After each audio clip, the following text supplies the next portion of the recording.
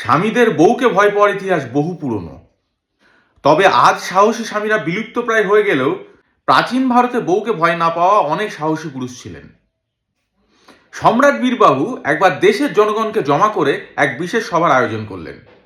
সামনে থাকা হাজার হাজার লোককে উদ্দেশ্য করে রাজা বললেন, তোমরা যারা বউকে ভয় পাও তারা আমার ডান পাশে চলে এসো, আর যারা বউকে ভয় পাও না তারা বাঁ পাশেই থাকো।